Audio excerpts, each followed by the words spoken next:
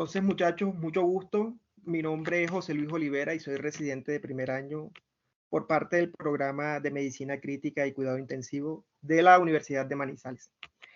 Y el día de hoy el tema que se me asignó en el programa de Medicina de Urgencias es dispositivos de asistencia ventricular, pero como verán, a medida que desarrollemos la charla, profundizaremos mucho, sobre todo en balón de contrapulsación intraórtica, al ser el dispositivo con el que contamos en nuestro entorno. Entonces, muchachos, para hablar de dispositivos de asistencia ventricular, primero es necesario que conozcamos su definición. Y definimos los dispositivos de asistencia ventricular como cualquier sistema que tiene la facultad de apoyar la función cardíaca, sea en condiciones agudas o sea en condiciones crónicas, sea de una forma temporal o sea de una forma permanente. Y además de esto, estos dispositivos van a poder ser o implantables o extracorpóreos, capaces de aportar un soporte hemodinámico a un corazón que se encuentra insuficiente a pesar de un tratamiento médico apropiado. Los dispositivos de asistencia ventricular pueden generar ese soporte, esa ayuda tanto a ventrículo derecho como a ventrículo izquierdo e incluso en condiciones donde haya disfunción biventricular también son útiles. En forma o a grosso modo, podemos ir diciendo que los dispositivos de asistencia ventricular están conformados por una bomba. Esta bomba va a tener dos válvulas, una válvula de entrada, una válvula de salida, y esas válvulas van a condicionar a que tengamos un flujo unidireccional y de esta válvula se van a desprender unas cánulas. Estas cánulas van a hacer conexión con nuestro sistema cardiovascular para permitir el movimiento del flujo de sangre. Además de eso, va a estar compuesta por una consola que va a permitir la manipulación de esta y además de esto por una fuente o batería que es propia del sistema. Hablemos un poco de historia.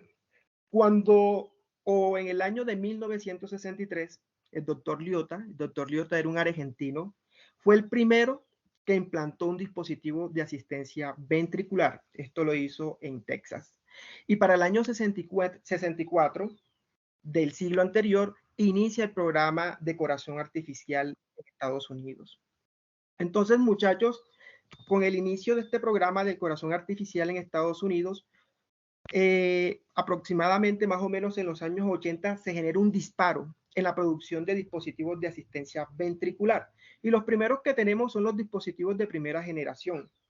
La característica principal de estos dispositivos era que estaban constituidos por bombas neumáticas y con un flujo pulsátil de gran tamaño. ¿A quién se le implantaban estos dispositivos en aquella época? A pacientes con insuficiencia cardíaca avanzada postcardiotomía.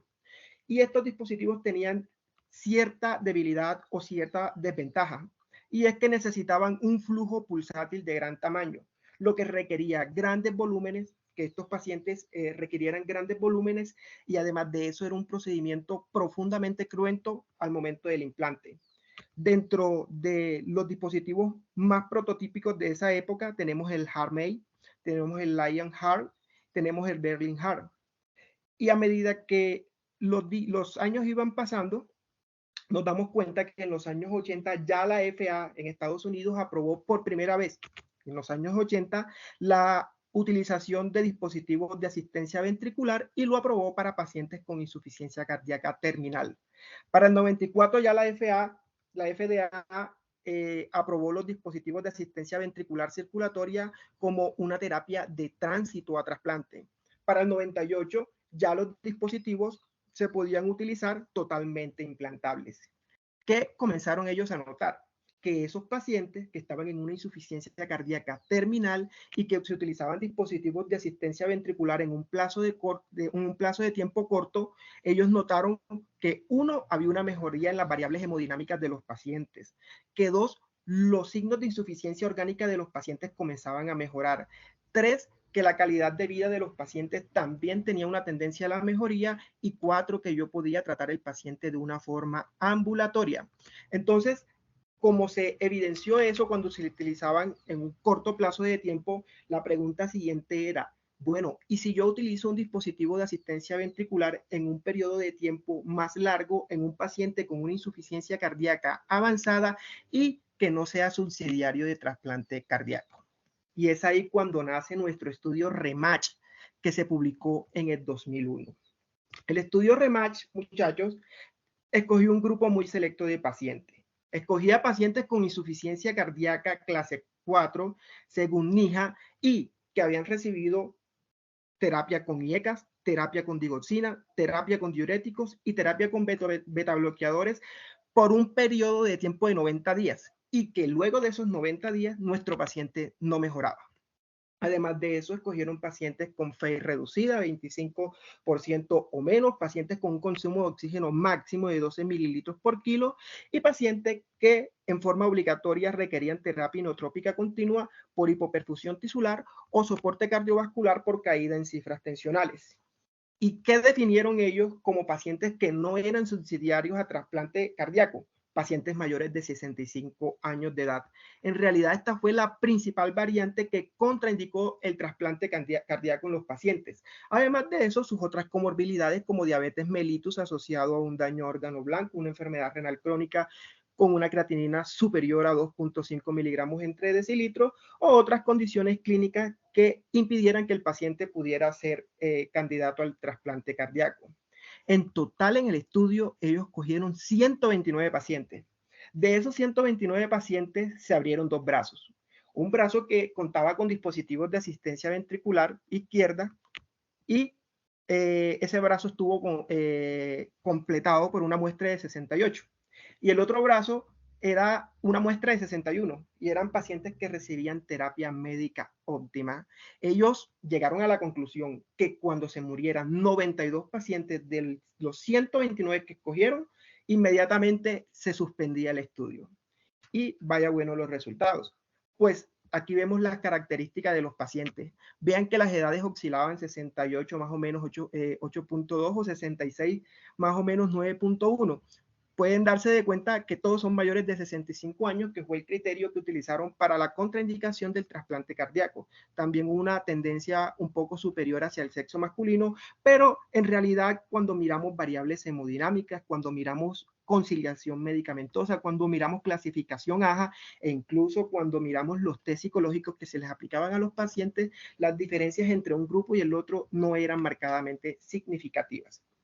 Entonces, muchachos, vean los resultados de supervivencia que hay en un año cuando hacemos una relación de los pacientes que recibieron el dispositivo de asistencia ventricular izquierda en comparación con los pacientes que recibieron terapia médica óptima, siendo una supervivencia a un año del 52% de los pacientes que utilizaban dispositivos de asistencia ventricular izquierda y una supervivencia del 25% a un año para los pacientes que utilizaban terapia médica óptima. Entonces, mediante este estudio logramos demostrar la superioridad del dispositivo de asistencia ventricular para los pacientes que están en un estado de insuficiencia cardíaca avanzada que no se benefician de trasplante cardíaco. Se preguntarán, bueno, ¿cuál fue la principal causa de muerte de los pacientes que recibieron terapia médica óptima? La principal causa de muerte fue la disfunción ventricular izquierda, el choque cardiogénico. Y la principal causa de muerte de los pacientes con dispositivos de asistencia ventricular izquierda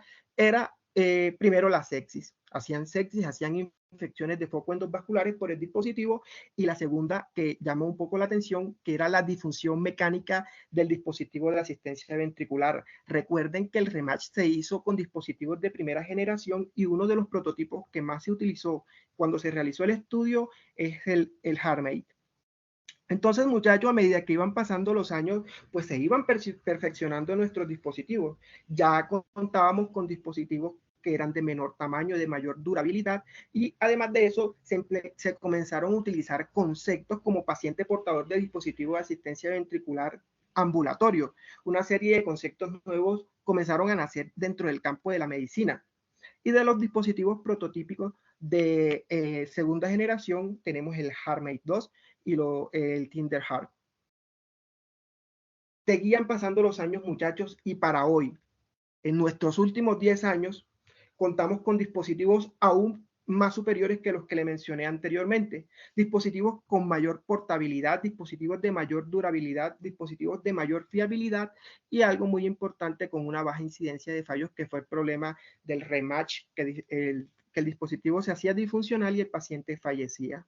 Dentro de estos muchachos tenemos el DuraHard, tenemos el hardware, tenemos el Berlin Hard, tenemos el Impela, el Centrimag.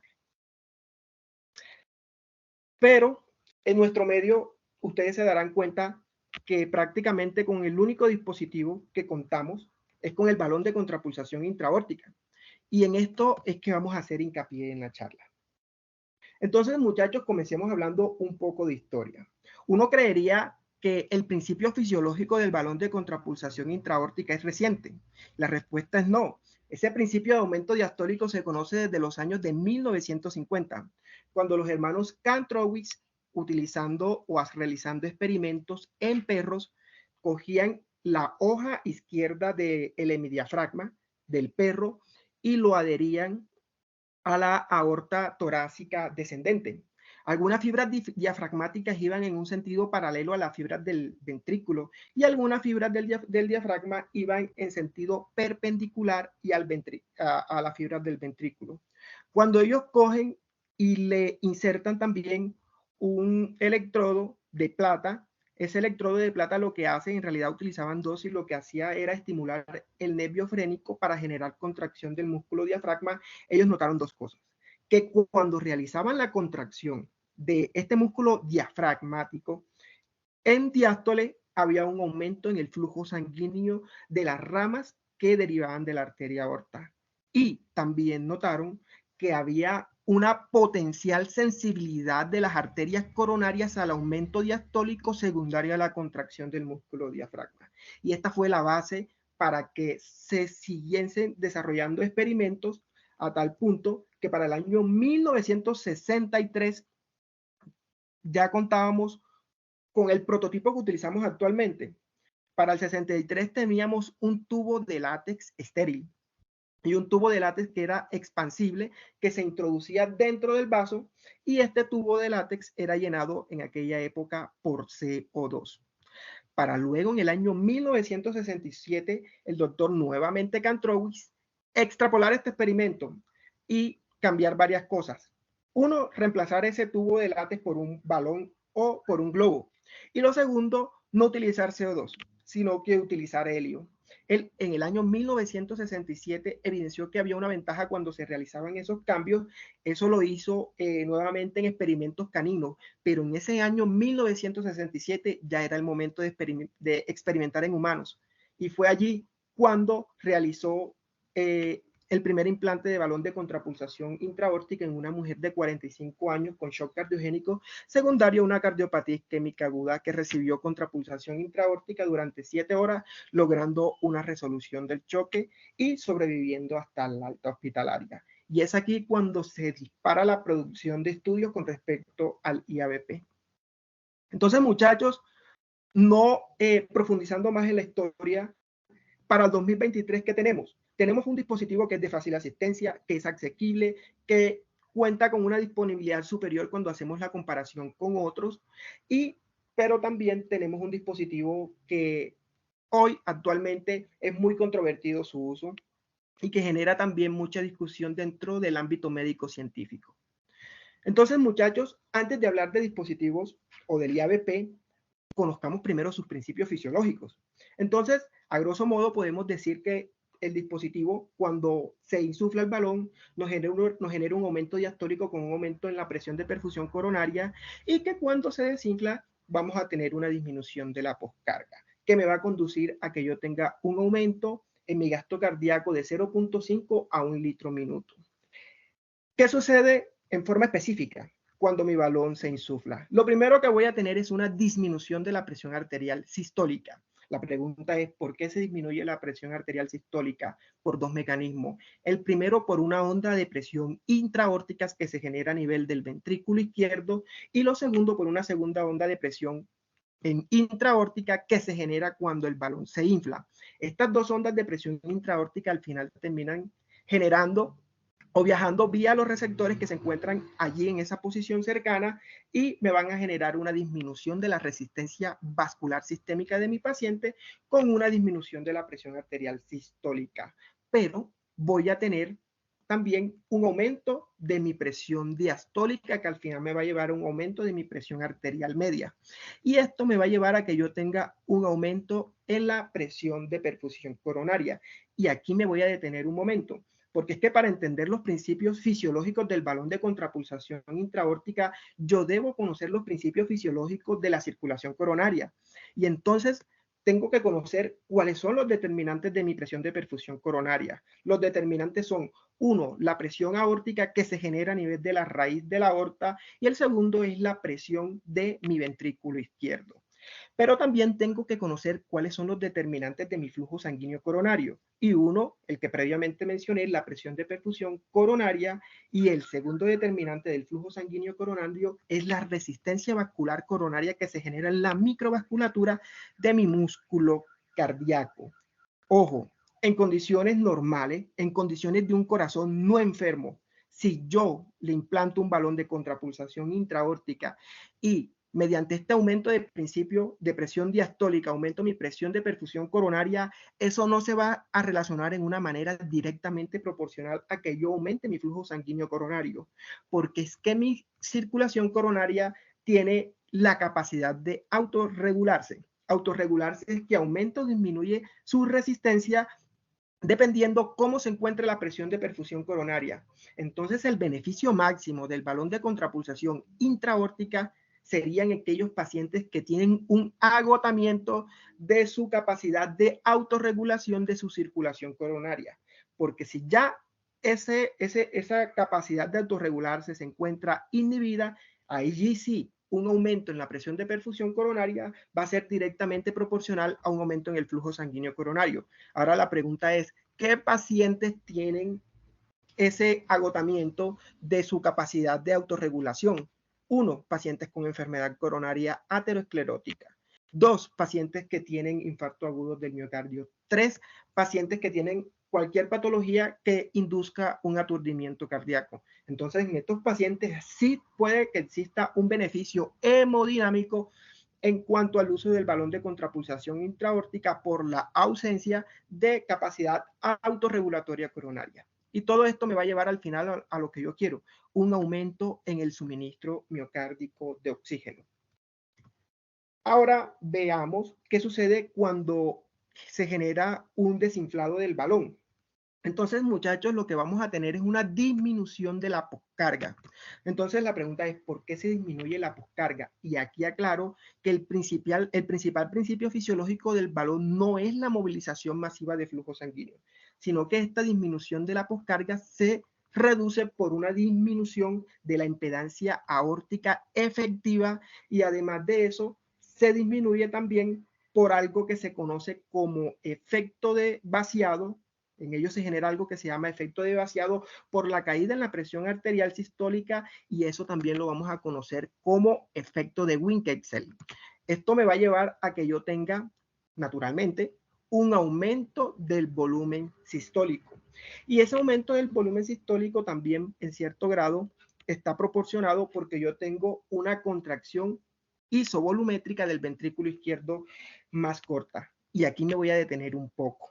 Mucho cuidado con esta fase del ciclo cardíaco donde tengo una contracción isovolumétrica más corta, porque es que cuando miramos la fisiología del corazón, el corazón tiene algo que se llama trabajo externo y trabajo interno. El trabajo externo son los cambios de presión ventriculoarterial que se generan que permiten que haya una movilización de flujo sanguíneo y generalmente el trabajo externo no tiene un consumo energético muy marcado. Pero cuando yo hablo de trabajo interno, ya ahí sí me estoy refiriendo a esos cambios que se producen a nivel del citoesqueleto y de la sarcómera por la movilización de las proteínas de actina y miosina para que se pueda generar en forma adecuada una contracción. Conclusión, el máximo consumo de oxígeno se produce en el trabajo interno, y el trabajo interno durante todas las fases del ciclo cardíaco se va a dar principalmente en la fase de contracción isovolumétrica. Entonces, si yo tengo una fase de contracción isovolumétrica más corta, eso va a ser directamente proporcional a una disminución de mi trabajo interno, y eso va a ser directamente proporcional a una disminución en el gasto energético, en el consumo de oxígeno, y adiciónenle a eso una apertura más temprana de su válvula aórtica.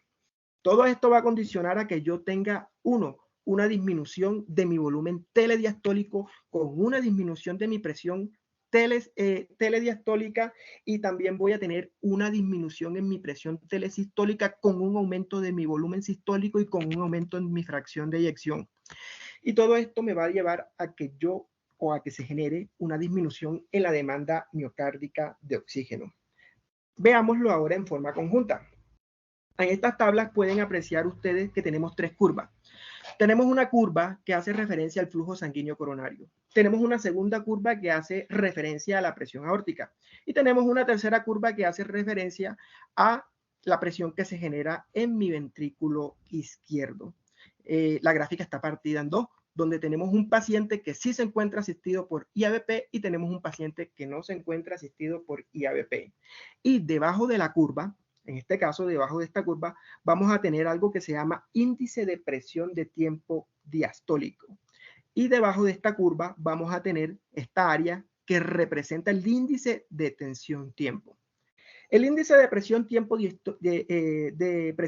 diastólico es una forma de expresar el aporte de oxígeno. Y el índice tensión-tiempo es una forma de expresar el consumo de oxígeno. Entonces, muchachos, ¿qué sucede cuando yo hago un insuflado de mi balón en diástole? ¿Qué sucede? Que voy a tener un aumento de la presión diastólica, y vean ustedes cómo hay un ascenso en el flujo sanguíneo coronario de mi paciente. Como lo decía Kantrowitz, que las arterias coronarias eran especialmente sensibles a los aumentos de presiones diastólicas, y ese aumento de presión del flujo sanguíneo coronario va a ser directamente proporcional a un aumento en el aporte de oxígeno o en el suministro de oxígeno a mi miocárdico, que es la expresión del índice de presión tiempo diastólico. Y vean ustedes cómo cuando entramos en sístole hay una reducción del índice de tensión-tiempo, que es la expresión del consumo de oxígeno. ¿Por qué se reduce ese consumo de oxígeno? Por una caída en las presiones que se generan a nivel de mi ventrículo izquierdo. Vean ustedes cómo es la presión en sístole del ventrículo izquierdo en un paciente que no está asistido por balón de contrapulsación intraórtica en relación a un paciente que sí está asistido. Entonces, el dispositivo de asistencia, el balón de contrapulsación intraórtica, es un dispositivo muy espectacular. ¿Por qué? Porque no solamente te aporta oxígeno cuando se da el inflado, sino que cuando se da el desinflado también te aporta una reducción en el consumo de oxígeno, haciendo un balance entre aporte y consumo que sería favorable en un paciente que sufre una cardiopatía isquémica. Para eso existe algo que se llama relación presión-tiempo diastólico o índice de presión-tiempo diastólico, la relación con el índice de tensión-tiempo, que lo normal es que sea de 1. Cuando nosotros tomamos y sacamos esta relación y encuentro un puntaje de 0.7 o menor a esto, es un indicativo que estoy teniendo un consumo de oxígeno aumentado en mi paciente. Y aquí lo podemos ver en estas curvas de una manera también un poco más sencilla, donde tenemos dos bucles. Tenemos nuestro bucle presión-volumen, y este amarillo representa un paciente con disfunción ventricular y disfunción ventricular izquierda, y que no tiene el balón de contrapulsación intraórtica encendido, en relación con un paciente que sí lo tiene encendido. Entonces, muchachos, recuerden que aquí tenemos nuestra fase de contracción isovolumétrica, aquí tenemos nuestra fase de eyección, nuestra fase de relajación isovolumétrica, nuestra fase de llenado. Aquí se va a generar algo que se llama relación presión-volumen telediastólica, y aquí vamos a tener algo donde se da esta intersección que se llama relación presión-volumen telesistólico. Entonces, muchachos, ¿qué pasa con un paciente con disfunción ventricular izquierda y que no está asistido con el balón? pueden ver ustedes cómo esta línea roja discontinua va a ser una representación de la elastancia arterial efectiva.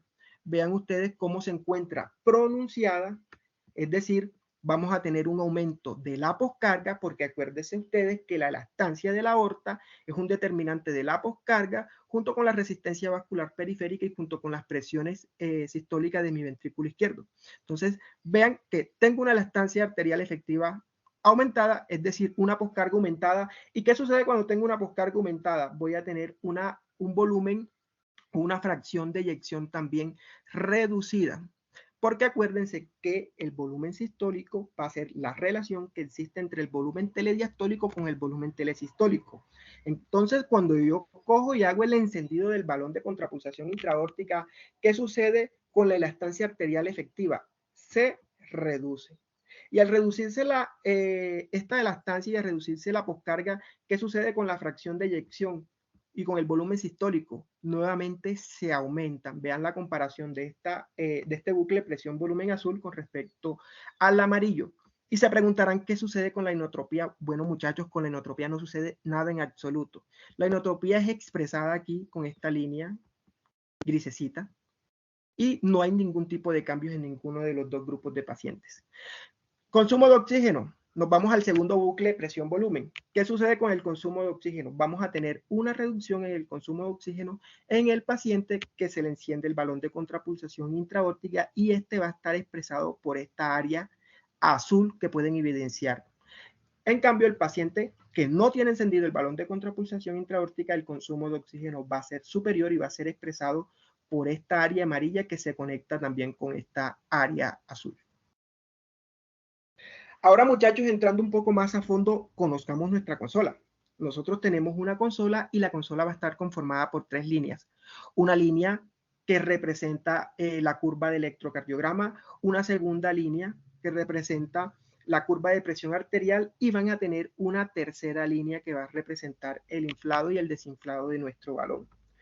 Dependiendo de cómo nosotros asistamos al paciente, en esta parte superior derecha ustedes pueden encontrar OSG o pueden encontrar el control que se dé por presión arterial.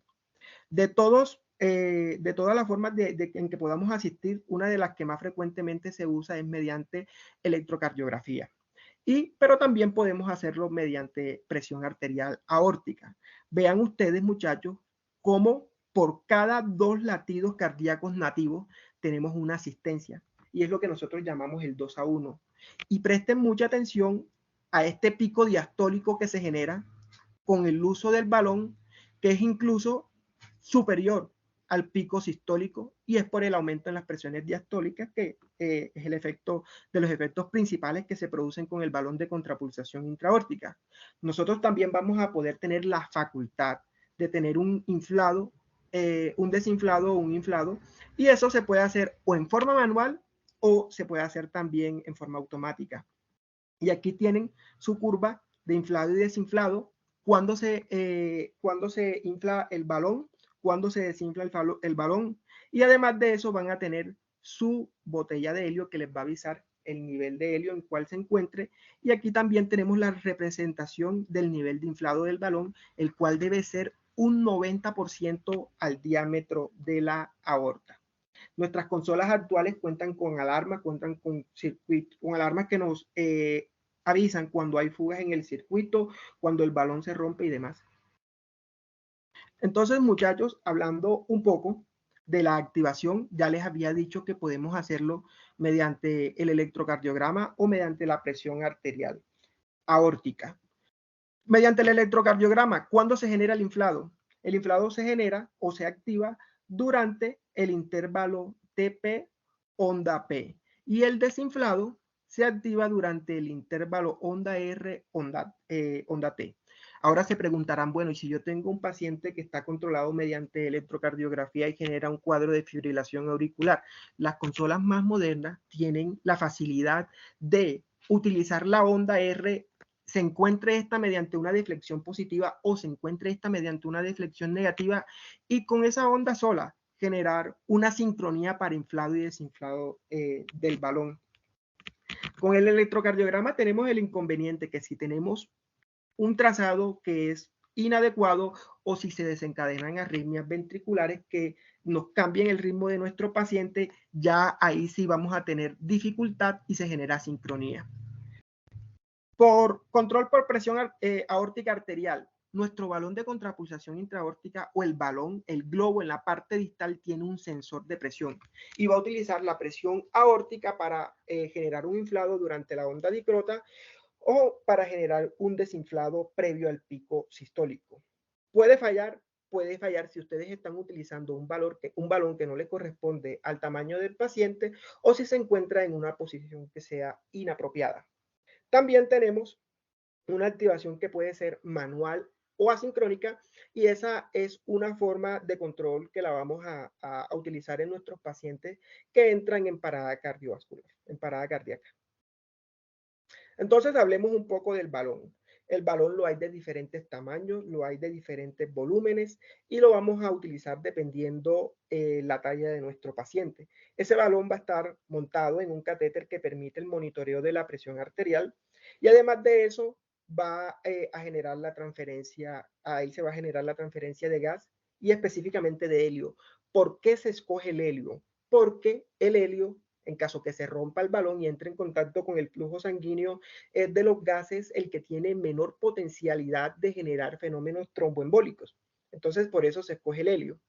Y hay un principio muy básico y es que mientras más cerca esté mi balón de la válvula aórtica, mayor va a ser la presión diastólica que se va a generar. Y mientras más sea el diámetro de la aorta que se cierra durante el inflado del balón, mejor también van a ser mis presiones diastólicas, pero no olviden que ya les dije que lo recomendable es que el diámetro no sea superior al 90%, porque es que si inflamos el balón y este ocupa todo el diámetro de la aorta, ocurre el riesgo que se generen traumas a nivel de la pared aórtica. Hay unas recomendaciones y es que nuestro balón se debe encontrar 1 o 2 centímetros por debajo de la arteria subclavia izquierda y se debe encontrar siempre por encima de nuestras arterias renales. Ahora la pregunta es, ¿qué estudios de imágenes puedo utilizar yo para saber si mi balón está adecuadamente implantado? 1, radiografía de tórax. O 2, puedo usar fluoroscopia. O 3, puedo utilizar incluso ecocardiografía transesofágica para identificar si está adecuadamente posicionado. Cuando utilizamos la radiografía de tórax, el balón en su parte distal va a tener un indicador radio opaco que les va a ayudar a ustedes a saber si la posición es adecuada o no y pueden evidenciar ustedes en la imagen cómo tenemos nuestro balón en nuestra aorta descendente. Tanto es así que hay muchos que consideran que el estudio de imagen de radiografía de tórax en los pacientes tiene que hacerse en forma diaria, porque existe la posibilidad que el balón se corra y que no se cumple el efecto que querramos. ¿Qué problemas podemos tener con la inserción del balón? Bueno, podemos tener, o mejor, primero que todo, los sitios de inserción más comunes. Se pueden dar en accesos, en miembros inferiores, que es el más común, que es el más cómodo y el que más se utiliza, que puede ser femoral, como les decía, por la facilidad de su inserción percutánea, pero va a tener una serie de desventajas. Uno, nuestros pacientes tienen mayor probabilidad que se infecten, se va a cohibir la deambulación de nuestros pacientes y en caso que el paciente tenga enfermedad arterial periférica van a tener un muy alto riesgo que se generen isquemia en estos miembros. Por eso la recomendación es que si se va a implantar en el miembro inferior, asegúrese que su paciente no tenga enfermedad arterial periférica.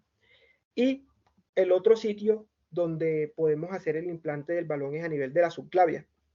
La primera vez que se implanta esto es en el año 1978 y se evitan esos problemas de infecciones que sí se generaban en las femorales y permite una deambulación de nuestro paciente, aunque hubo un ligero ascenso en el desarrollo de hemotórax y de neumotórax. Otras formas o otros sitios en los que puede también hacerse la inserción, sea en la axila o sea en las arterias braquiales. Contraindicaciones: insuficiencia valvular aórtica moderada a grave, pues si lo colocamos en un paciente con insuficiencia aórtica, se pierde todo el efecto de aumento de presión diastólica e incluso esto puede conducir a que se generen cambios hemodinámicos a nivel de mi sistema cardiovascular. Contraindicado en pacientes con disección aórtica y aneurismas aórticos. La disección aórtica a veces la infravaloramos con el balón. Hay estudios, hay series que reportan que prácticamente de 100 pacientes, 20 tienen la probabilidad de realizar disecciones aórticas asintomáticas. Y esto se vio cuando se hacía la revisión de las autopsias de los pacientes que habían recibido balón de contrapulsación intraaórtica. Pero en la clínica se habla de que se generan aproximadamente en el 5% de los pacientes. Otras causas también puede ser por sangrado activo o pacientes que tengan contraindicaciones para la anticoagulación si esta está planificada por el riesgo de generar fenómenos tromboembólicos o pacientes con trombocitopenia grave y rechazo por parte del paciente a la implantación del IABP. Las complicaciones, lo que les decía, las lesiones vasculares. Esta es una de las principales complicaciones al momento de su inserción, pero también tenemos hematomas, también tenemos síndromes compartimentales, también tenemos isquemias de extremidades, trombosis, entre otras. Y eso que el efecto se ha reducido porque ahora el implante es percutáneo. Anteriormente lo que se hacía era que se implantaba en la aorta por una vía no percutánea. Durante la contrapulsación también podemos encontrar complicaciones como las isquemias que se pueden generar en las extremidades, sean superiores o inferiores, tener mucha precaución. Si el balón queda superpuesto en una parte muy superior, puede ocluir tanto arteria carótida como arteria subclavia, o si queda muy descendido, el balón puede ocluir o las arterias mesentéricas o el tronco celíaco o las arterias renales. Por eso, prestar atención principalmente de los pacientes que se les implanta el balón, que les comienzan a referir dolor abdominal y que comienzan a hacer ascensos del láctico sérico, porque cuando el balón se coloca en una parte muy inferior, los principales órganos que se afectan son los viscerales. También tenemos complicaciones posteriores a la extracción del IABP, que son muy parecidas a las que se presentan durante la inserción, como las isquemias, la trombosis, el pseudoneurisma. En cuanto a las complicaciones durante la contrapulsación, no olvidar que existe la ruptura del balón y que este balón también durante la ruptura se puede quedar adherido dentro de la arteria aorta y es una complicación que se ha descrito, pero es extremadamente infrecuente. Entremos un poco en materia ahora sí. Entonces, a medida que la historia va pasando, los países, sobre todo los desarrollados, tanto Estados Unidos como los países europeos, desde el 2005 al 2014 han tenido una reducción en el uso del balón de contrapulsación intraaórtica independientemente de la edad de nuestros pacientes. Y esas indicaciones, después que se publica el IABP Shock 2, vemos cómo todavía o se hacen menos frecuentes las indicaciones de utilización de esto. Vemos que el mismo Kantrowitz, que fue el que generó este principio fisiológico, el que logró utilizarlo, dice que las indicaciones precisas para el inicio y la terminación de la contrapulsación con el balón sigue siendo una duda. Esto lo dijo en los años 1990. Lo cierto es que hoy, para la fecha 2023, tenemos dos grupos de médicos. Tenemos un grupo de médicos que son partidarios del balón y que apoyan su uso, pero tenemos un grupo de médicos también que son un poco reacios al uso del balón de contrapulsación intraórtica. Aquí tenemos los diferentes ensayos clínicos que se han realizado en la última fecha en cuanto al uso del balón de contrapulsación intraaórtica asociado al infarto agudo del miocardio. Si se dan cuenta, la mayoría de los estudios realizados, de los ensayos clínicos realizados, vean ustedes el número de muestras cómo es tan pequeña. Pero cuando nos vamos al IABP Shock 2, vean ustedes la muestra significativa que tuvo este estudio. Por eso siempre se escucha mucho decir IABP Shock 2, IABP Shock 2, lo mencionan demasiado. El IABP Shock 2 tomó pacientes con choque cardiogénico secundario a un infarto agudo del miocardio y además de eso abrió dos brazos donde a estos pacientes a uno les daba manejo médico óptimo, les daba revascularización temprana y se les hacía implante de balón de contrapulsación intraaórtica en relación a otro grupo que se le hacía todo lo anterior, pero no se le asistía con balón de contrapulsación intraaórtica. Cuando vamos a ver el resultado primario y buscamos la mortalidad de los pacientes, pues no hubo una diferencia significativa en un grupo con respecto al otro. Y cuando miramos los otros resultados que pudo darnos el estudio, vemos que no hay diferencias en estabilización metabólica, que no hay diferencias en depuramiento de láctico sérico, que no hay diferencias en mejoría de función renal, que no hay diferencia en disminución de uso de catecolaminas. Entonces, el IABP Shock 2 de verdad que fue un baldado de agua fría para toda la comunidad médica, porque es que nosotros esperábamos que el IABP, que está corroborado por diferentes estudios, que sí tiene un beneficio hemodinámico, pues nosotros esperábamos que ese beneficio hemodinámico se replicara en un paciente con choque cardiogénico en contexto de un infarto agudo del miocardio, donde tiene desbalances entre el consumo y el aporte de oxígeno. Esperábamos que se diera un resultado favorable, pero cuando vemos IABP Shock, lo que nos dice es que prácticamente no sirve para este grupo etario y para este grupo de pacientes que tienen estas patologías.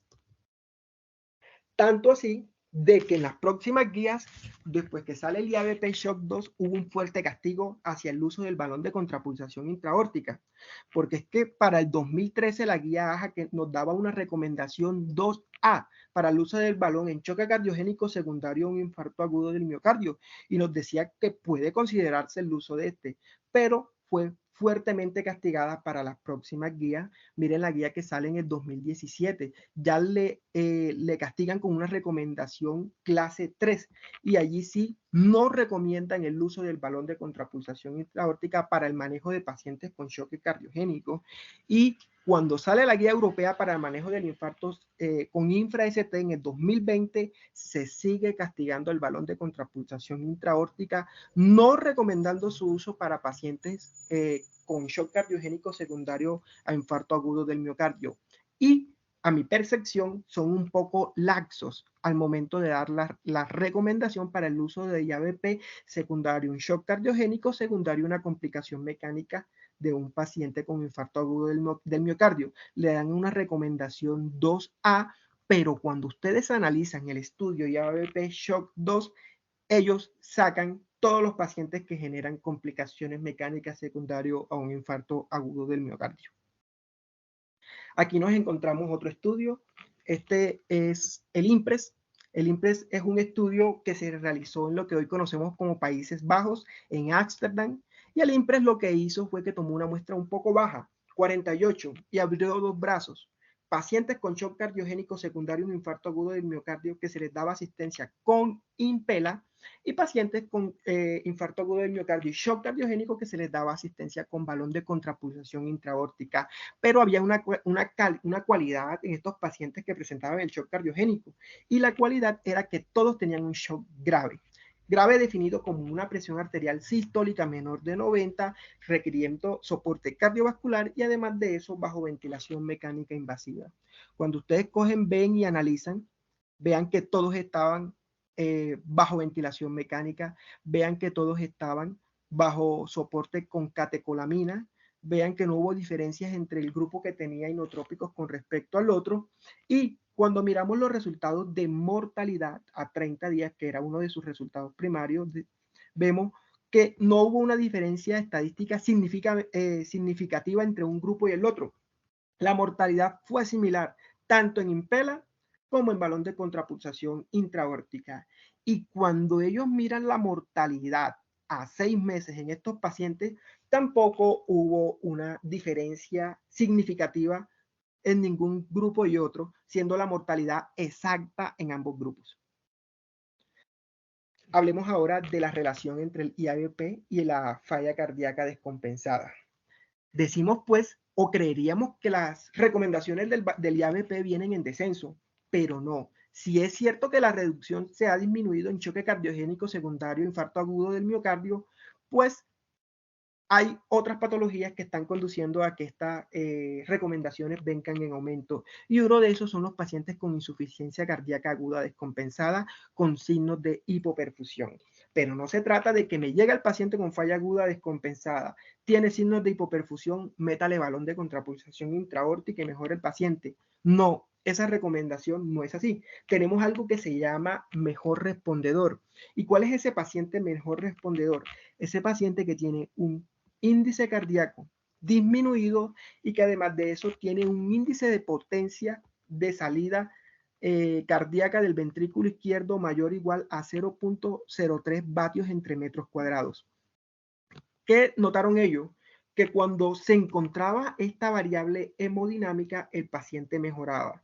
Y en forma un poco peculiar, a pesar que el IABP tiene un impacto directo sobre el ventrículo izquierdo, se notaba una mejoría muy significativa también en el ventrículo derecho, mejorando remodelación, mejorándose también la presión venosa central, mejorándose el índice de pulsatividad de la arteria pulmonar y se evidenciaron estos cambios que favorecían al ventrículo derecho. Sin embargo, el IABP no se recomienda en los pacientes que tengan difusión biventricular. También evidenciaron que los pacientes que tenían una resistencia vascular sistémica que se encontraba aumentada tenían un mayor beneficio. Y es porque los pacientes que tienen una resistencia vascular periférica baja, existe la probabilidad que tengan o un choque mixto asociado o que tengan un estado proinflamatorio de su patología en forma avanzada, lo que condiciona que tengamos menos éxito con el uso de IABP. Y también ellos notaron que los pacientes que estaban congestivos a nivel pulmonar y que tenían presiones arteriales pulmonares medias elevadas, con presiones en cuña elevada, con hipertensión pulmonar postcapilar, se beneficiaban del uso del IABP. Y ellos relacionan eso a que esos pacientes que están un poco más congestivos, el aumento en las cámaras cardíacas puede que funcionen como un aumento en la precarga para el balón. Y también evidenciaron que pacientes con frecuencias cardíacas que se encontraban más bajas, menos de 92 latidos por minuto, también se beneficiaban porque pacientes con frecuencias cardíacas aumentadas, existía la probabilidad de que no se diera una contrapulsación efectiva. Y vean ustedes la cantidad de estudios que hay en relación con el uso del IABP y la falla cardíaca. La mayoría de los estudios van a tener un carácter retrospectivo y sin embargo, de toda esta cantidad de estudios, hubo uno que me llamó muchísimo la atención en cuanto a su naturaleza y era los pacientes con choque cardiogénico en los cuales se les implantaba balón de contrapulsación intraórtica, pero esta vez no mirábamos al shock cardiogénico como una patología aislada, sino que la estratificamos. Y la estratificamos según la reciente estratificación de SKY. Entonces, ¿qué notaron ellos? En su estudio que incluyeron 934 pacientes que lograron validar esa clasificación de SKY, que mientras la clasificación iba aumentando, la mortalidad del paciente también iba ascendiendo. Ellos en este estudio no discriminaron etiología como de causa de choque cardiogénico. Escogieron pacientes con arritmias supraventriculares, con arritmias ventriculares, escogieron pacientes con miocardiopatía séptica y escogieron pacientes también con síndrome coronario agudo e insuficiencia cardíaca, que era una de las principales etiologías que se asociaba al choque cardiogénico en este estudio. Y cuando ellos cogen y comparan los pacientes, ellos dicen, sacamos los pacientes que tienen un choque cardiogénico secundario, un infarto agudo del miocardio, y en el resto de pacientes podemos decir que cuando se da el uso del IABP en comparación con no uso de IABP, tenemos una disminución en la mortalidad de estos pacientes en forma significativa, de un 27% con respecto a un 43% de estos pacientes. Entonces ellos dicen, pues, que su estudio es único porque ningún estudio anteriormente había asociado el uso de IABP con los resultados de choque, pero dependiendo de una clasificación como es la clasificación de SKY. Y ellos dicen que posiblemente existen subgrupos de pacientes con shock cardiogénico que puede beneficiarse del IABP, pero que necesitan una adecuada estratificación para poder apoyar a esos pacientes y no discriminar el choque cardiogénico como una patología completa. Aquí tenemos una propuesta que hacen los españoles. Sabemos que actualmente hablamos de código ACV, hablamos de código sepsis, hablamos de código infarto. Ellos dicen, bueno, hablemos también de código shock cardiogénico. Y cuando se refieren a código shock cardiogénico, se refieren a generar un grupo multidisciplinario donde interactúen emergenciólogos, intensivistas, cardiólogos, todo lo personal que se encuentra en relación a estos pacientes y además de eso, con la finalidad de generar una atención de calidad en estos pacientes.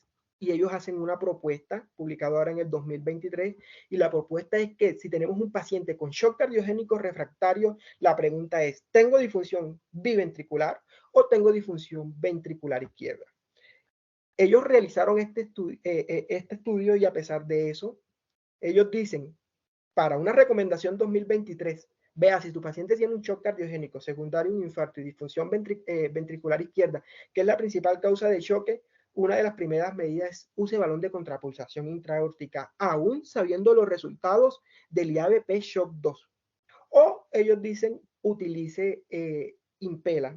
Ellos utilizan o colocan en esa primera línea el Impela por un metaanálisis que incluyó aproximadamente 7,000 pacientes y donde sí se veía un beneficio clínico del uso de Impela en pacientes con disfunción ventricular izquierda secundaria a una cardiopatía isquémica y que llevaba un choque cardiogénico. Actualmente ellos van en aras de corroborar eso, pero no con un metaanálisis, sino con un ensayo clínico que es el Danger Shock Trial, que ahora mismo está corriendo y que estamos esperando los resultados. Luego que se implante el dispositivo, lo siguiente es revascularización.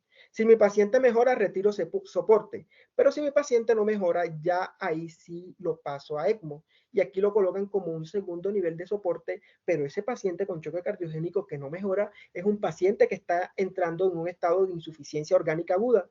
Y aquí el ECMO venoarterial sí se convierte en una terapia de primera línea que va a permitir que se genere ese periodo de tránsito en que mi paciente pueda ir a un trasplante cardíaco que viene siendo su manejo definitorio. Ahora, si yo tengo un paciente con disfunción ventricular derecha, si yo tengo un paciente con disfunción biventricular o si yo tengo un paciente con insuficiencia respiratoria aguda, pues ellos dicen utilice ECMO venoarterial y asócielo al dispositivo al IABP por su capacidad de generar una descarga a nivel ventricular izquierda, luego de la revascularización de su paciente, o también existen actualmente estudios que evalúan el uso del ECMO venoarterial junto con Impela. Estos son los estudios que actualmente están corriendo porque es que sí se ha visto una mejoría cuando en estos pacientes con disfunción biventricular utilizamos ECMO venoarterial y utilizamos nuestro dispositivo de soporte. Se ha visto una reducción en la mortalidad significativa con muchos estudios que respaldan eso. Y si nuestro paciente mejora, se hace weaning, pero si nuestro paciente no mejora, se debe llevar a un trasplante cardíaco. Entonces, IABP y revascularización miocárdica. Que el uso profiláctico, aquí lo llaman preoperatorio o profiláctico del balón de contrapulsación intraórtica en pacientes que son de alto riesgo, que van a ser llevados a un bypass coronario, se ha notado que en esos pacientes hay una reducción en la mortalidad y eso se corroboró mediante este metaanálisis que incluyó 9,212 pacientes. ¿Cómo definieron ellos pacientes de alto riesgo cardiovascular? Todo paciente con fracción de eyección que se encontraba reducida, que tenían angina inestable, que cursaron con una cardiopatía isquémica aguda y que además de eso estaban en un estado de shock cardiogénico. Y cuando ustedes comparan los beneficios en mortalidad entre el uso del IABP y el control, pues sí hubo una reducción, aunque no significativa en mortalidad, pero sí, siempre la hubo. Pero cuando miramos las otras variables, como infarto agudo de miocardio, como reducción en el síndrome de bajo gasto cardíaco, reducción del stroke isquémico, reducción en la disfunción biventricular, hubo unos beneficios en muchos casos significativos. En cuanto a la generación de fibrilación auricular o la infección de la herida external profunda, no hubo una diferencia estadísticamente significativa entre un grupo y el otro, pero cuando miramos estancia hospitalaria, sí hubo un beneficio a favor del uso del balón de contrapulsación intraórtica. Entonces, aquí tenemos unas recomendaciones que nos hace la guía en cuanto al uso del IABP en pacientes que son de alto riesgo y que van a ser van a prontamente a ir a un bypass coronario. En este caso, la AJA para 2011 sí lo recomendaba con una clase 2A Y ellos definían pacientes de alto riesgo, pacientes con FEI menores del 30% o pacientes que se iban a entrar en una reoperación. La pregunta es, ¿puedo utilizar balón de contrapulsación intraaórtica en pacientes que van a ir a cirugía cardíaca diferente a un bypass coronario como un reemplazo valvular? La respuesta es que no tenemos evidencia, porque es que los estudios que actualmente hay con respecto a eso, uno, son pacientes con técnicas quirúrgicas que se hacían antes, no son técnicas quirúrgicas modernas, y la mayoría son o ensayos no aleatorizados o ensayos de bajo poder estadístico. Entonces, para hoy, 2023, no tenemos estudios que respalden uso de IABP profiláctico en cirugía cardíaca, sea de reemplazo valvular o sea de otro carácter. También podemos utilizar, y esto me pareció muy interesante, que yo puedo utilizar IABP en pacientes que están con un infarto agudo del miocardio y con un shock cardiogénico y que no necesariamente van a ir para una cirugía que sea de tipo cardiovascular, sino pacientes que pueden ir a procedimientos de tipo quirúrgico como la parotomía y entre otros, pero se usa ¿por qué? Porque mi paciente no ha alcanzado a recuperarse. Y aquí tenemos diferentes reportes de casos. Lo primero que se hizo fue una laparotomía exploratoria en un paciente con una hemorragia de vías digestivas altas que habían recientemente había sido operado por una laparotomía exploratoria debido al sangrado que había presentado. Fue una de las primeras descripciones que se hizo en estos pacientes en el año 1975. Vean ustedes también los otros reportes de casos que hay: esplenectomía, gastrectomía, nefrectomías, lobectomías. Y hacen una recomendación un poco interesante.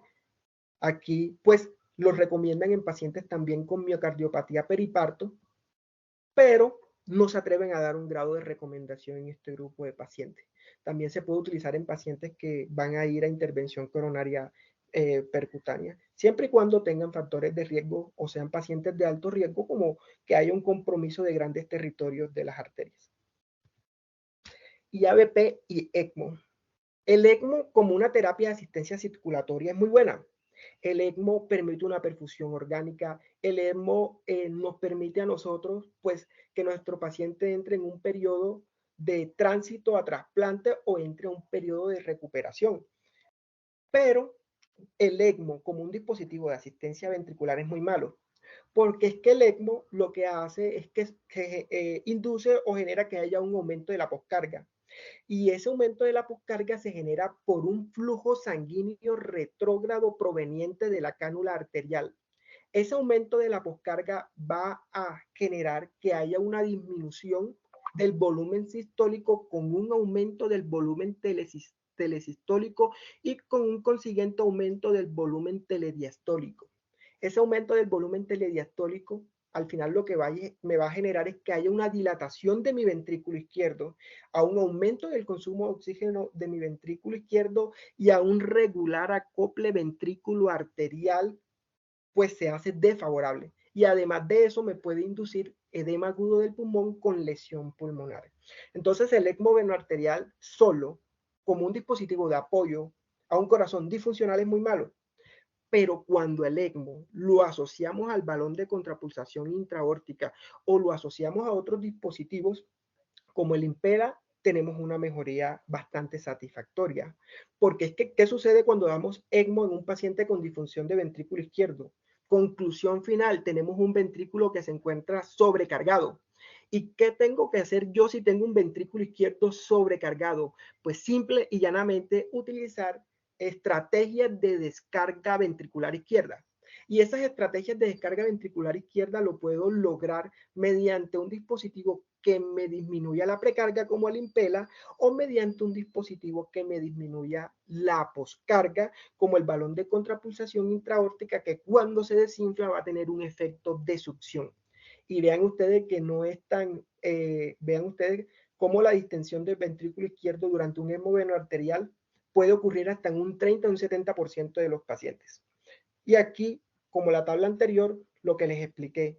¿Qué sucede con el paciente que utilizamos ECMO venoarterial? La impedancia aórtica efectiva se aumenta. ¿Qué hago yo cuando le coloco mi dispositivo de descarga ventricular? Cae inmediatamente la impedancia aórtica efectiva. ¿Y eso qué va a generar? Que haya un aumento en mi volumen sistólico. ¿Listo? Y vean ustedes en este estudio que se realizó en Japón, cómo la mortalidad es superior en los pacientes que usan ECMO solo en relación cuando al ECMO lo asociamos al balón de contrapulsación intraórtica. Y vean ustedes cómo la frecuencia del uso del IABP con ECMO también vienen en aumento. Pueden evidenciarlo aquí en estas tablas. Vean ustedes cómo la supervivencia es superior en los pacientes que usan ECMO arterial más IABP con relación con ECMO arterial solo. ¿Hacia dónde vamos, muchachos? Vamos hacia el uso del NuPulse. El NuPulse está indicado en esos pacientes con contrapulsación prolongada y que pueden ser llevados a una terapia puente a trasplante y no es más que un balón de contrapulsación intraórtica que se puede utilizar en forma ambulatoria. Del NuPulse no tenemos estudios, no tenemos ensayos clínicos, pero sí tenemos reporte de casos en un paciente que lo usó durante aproximadamente 368 días hasta que le llegó su trasplante cardíaco y se evidenció que el único efecto o complicación que había desarrollado era una estenosis de la arteria subclavia con una fibrosis de esa misma y el problema se resolvió muy fácilmente con el implante de stent endovascular en este vaso. Conclusiones. Podemos concluir varias cosas. Uno, que la contrapulsación intraórtica, el IABP, sigue siendo un dispositivo de apoyo circulatorio mecánico más comúnmente utilizado en los pacientes con shock cardiogénico e isquemia miocárdica, a pesar de la falta de pruebas definidas con respecto a sus resultados. Dos, podemos definir que se necesitan más estudios aleatorizados robustos para aumentar la evidencia en el contexto de un choque cardiogénico secundario a un infarto agudo del miocardio y no solamente quedarnos con el IABP Shock 2, sino que se extienda la evidencia. 3, podemos decir que el IABP es una herramienta que sigue siendo parte del arsenal terapéutico actual. Y 4, que cada vez más tenemos indicaciones de IABP secundario de shock cardiogénico.